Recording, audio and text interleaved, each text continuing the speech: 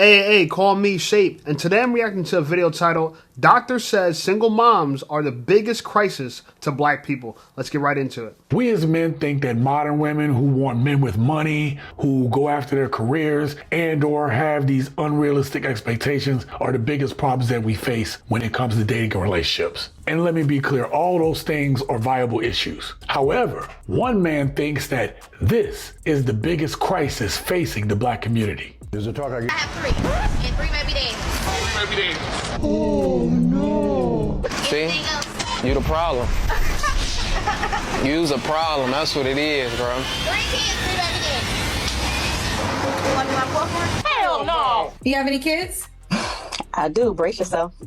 I believe you won't be able to top the women that have been on my show. Are you sure about that? I have 7 children. Come again. Are they all by the same man? No. How many men? 5.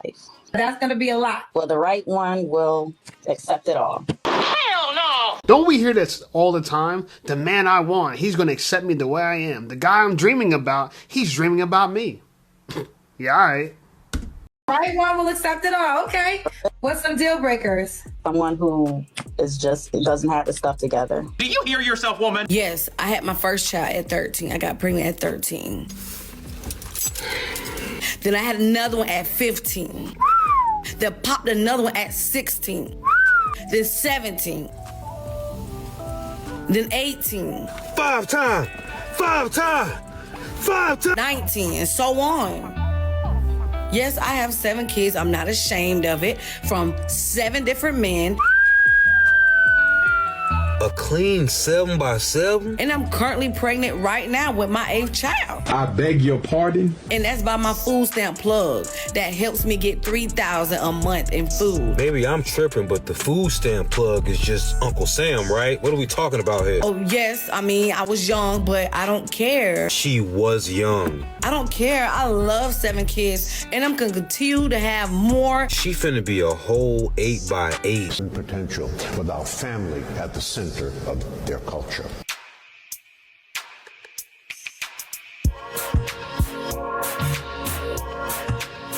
What up, gents? Welcome to TSG Uncut. I am your host, Sean C. Dr. George C. Frazier mentioned in the opening clip that the lack of marriage in the Black community is the biggest existential threat. And he's right, of course. But I happen to think that baby mama culture and the exalting of it is the root of the problem to which he discussed. Think about it. Not having a father in a home puts a child at a learning, emotional, and a developmental disadvantage while growing up. Women not prioritizing marry before they carry and not prioritizing the type of man that could be a father is why a lot of these kids grow up fatherless. Now, I know there are a lot of single mothers that are out there doing the best that they can, but the statistics tell us that their best isn't good enough. It's statistically a fact, single mothers, we produce the worst product, right? Part of that, when we talk about males, especially Black males, we don't realize that we're programmed, because if you don't understand history, you won't realize that, like, it starts with the female. Even when we were slaves, the idea is if you program the mind of the female slave, she will raise the offspring to continue your agenda without you having to be physically involved. She will teach her children to abide, because we're the first givers of life and care when kids are small. So we train them up to be good slaves, follow these particular rules. We indoctrinate and, create certain philosophies in their mind. So by the time they're big and strong, they still following behind the same agenda that was placed into us. So when you look at males that come from single mother-headed households, if you don't get around positive male role models, you have the emotional management skills of a woman. You're 30 years old. She was spitting some hardcore facts. Shout out to her. Honestly, man, I don't know how to say it better, but I'm going to add. Okay, I'm going to add. Look, single moms. Okay, I understand. I get it. You guys kind of are victims in this society, right? You grew up this way. You don't know any better. You figure, look, if I got married to my baby daddy, we still would have broke up. But see, there lies the problem. If you would have chose someone to marry first, the assumption is that you would have chosen someone of higher quality, right? Someone that your families could get along. Therefore, there would have been a higher chance you guys would stay together. In fact, there'd be a higher chance you would have never chose your baby daddy to be your baby daddy. Okay? So choose your husband first. And as far as the whole mental thing that we're going through, as far as our moms programming us, indoctrinating us, I believe it, right? It's like that elephant in the zoo, right? It's tied to the little stick that the elephant's tied to. Yeah, you look at it and say, man, that elephant could just pull away from that stick. But it was raised, right? Tied to that stick, or a little staff or whatever in the ground since it's small. And then when it was small, it actually could hold it down. But as it gets bigger, it's symbolic. And we are symbolically held behind because we have, we choose to believe in our limitations, that we can't do this, we can't do that, right? And if you believe it, it'll come true. I'm steady having to go through this with you. All I did was ask you to take the trash out. I'm not taking no trash out. You live here rent free. What you mean I don't need no damn man? Take out no garbage with my son living here rent free? No, cause I'm your son. I ain't asked to be in this. I ain't asked to be in this world. Nigga, you 30 years old. What you mean you ain't asked to be in this world? So it's time for you to get up and do what you gotta do. It's been 30 years. But if you really want to He got a point. He got a point. And you know what? He's really fighting? He's not fighting taking out the trash. He's fighting being her son husband. He said, I ain't trying to be married to you. I ain't choose to be here. Your freaky little ass got me here. All right? So, yeah, accept it. And this is what happens when you don't have no father in the home. You can't control the young boys. And this is why fatherless homes create some dangerous men, because these men don't know boundaries. My dad, he gave me a strong lesson on what boundaries are, right? I knew I couldn't bully my way through the home. And I had a lot of respect for my dad. And therefore, it gave me a lot of respect for authority in the world. But a lot of you women got no respect for authority because you had no respect for anybody in your household. Because there was no man there. And how some men relate to women in terms of their attitudes and behaviors, you have to go back to their earliest childhood experiences with their mothers. Because it's the truth. She knows it. And when we look at the data, particularly in Black communities on child abuse, the data tells us that the majority of the abuse and the fatalities are perpetuated by women. How are people just this? Do you hear that? Majority of the abuse is perpetuated by women. I hate to hear it. I don't want to believe it's true. I don't want to believe it's true. But a woman saying it at that. Okay, so maybe let's just assume it is true. What does that say? Okay, we need the fathers in the home, but there's definitely this agenda to remove the Black man from the home, and therefore we have all this chaos. And look, I'm gonna stick by my Black women. I really am, because I'm gonna say this again, like I say in every video. I think Black women objectively are the most beautiful women in their natural state, right? However, this is not their natural state. They've been indoctrinated madness, okay? We were married at an 80% clip during slavery, during Jim Crow. And now when everybody's free and the world's all integrated, how come we're only married at a 39% clip? That's horrible. World. Mom made her 3-year-old son say goodbye. This woman unalived her son and unalived herself because she didn't want to lose her son in the custody battle. The system once again failed another child. The man was fighting to get his child. She knew she was going to lose. We have studies that document that Black boys may be the best students in the country up until 4th grade. So the question is, what happens to Black boys in the intermediate and upper grades to begin to create the kind of image that you're talking about when they become 18 years and older? I sincerely believe that only men can make boys men. Now don't misquote me. I did not say that a single female parent cannot rear or educate her child, but she need not do that by herself. Where are Black boys going to see Black men? If you look at the home, 38% of all Black children live in a single-run household. And then, unfortunately, many young people, men don't go to church. So the last place is the streets, and that's the problem. The streets do a very poor job making Black men. You got to understand the cycle. Talk to him, right? And I wasn't raised by the streets, as you can tell. I ain't gonna lie to you, right? But I'm gonna tell you this.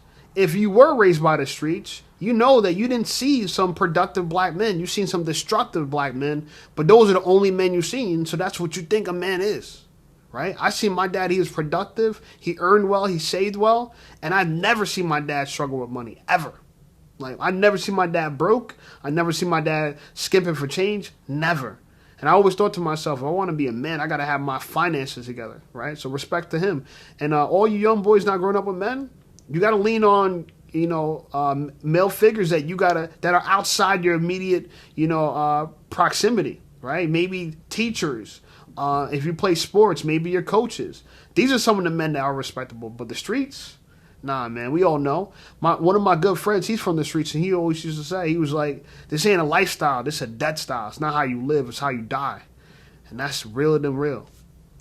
When it been started? You say when it's been started? Let me show you what I'm talking about here. Listen. I think a lot of people are capable of working and are willing to work, but it's just the way it's set up. The mother and the children are better off if the husband isn't working or if the husband isn't there. And this See, when fathers are yeah, I got to comment on that because this guy is kind of brilliant. And so shout out to him, whoever he is. He's a doctor apparently and someone that speaks up for black rights. And let me say this. Black people, we are divided in this country, right? I'm starting to see online people call this, some people FBA, some people tether babies, some people this, some people that. All of it's division. And this guy said something that's very interesting. He said African Americans are the ones that are breathing this kind of culture. It doesn't exist anywhere else outside on this continent. So he says something in the water. Yeah, what's in the water is you have self-limiting beliefs, right? And I don't think all African Americans have self-limiting beliefs, but culturally there's this belief that the white man has his foot on your neck, right? Symbolically, and then you can't get up. You can't beat the man. But I remember growing up, all I seen was African-American men on TV that were successful, rich, wealthy, getting all the girls. Shout out to Diddy, even though we can't shout out to Diddy no more, you know what I'm saying? But who didn't look up to Diddy back in the day, right? He was successful, rich, handsome, he could dress well. He got all the girls who dating J-Lo, you know what I'm saying? He founded Biggie. Like, he was on top of the world. But even as a black man, you got to watch what you do. You got to watch what you say because they going to come get you. What did Kanye say? Even if you in a coupe, you're still a ninja in a Benz. Still just a ninja in a Benz. So I've always learned that I can't get away with what white people can get away with. Respectfully, I understand I don't have the white privilege to behave recklessly. So nowadays, I drive a car you can't even tell I would drive it. If you had to stereotype my car, you'd never say, "Gee, a black man drives that car." You would never think so. And I picked it for that reason, and I love it. I drive right by the cops, and they never think I'm in it. You feel me? And I don't got a tenant. So, how do we fix this? I don't know. I don't have all the answers. I don't know. I don't know how to fix this. But I'll tell you what.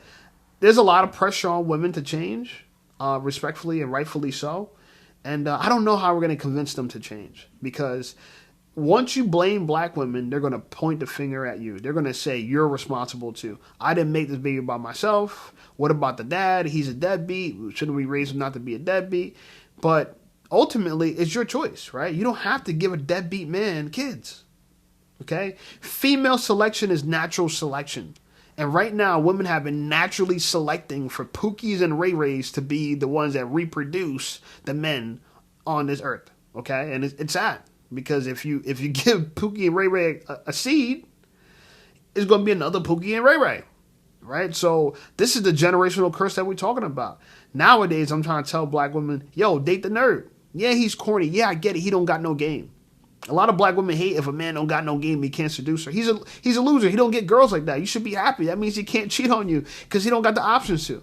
But instead, no, I like Pookie and Ray Ray swagger. He knows how to talk to me. He knows how to deal with me. Yeah, but that's just lip talk. You know what I'm saying? That's just lip service.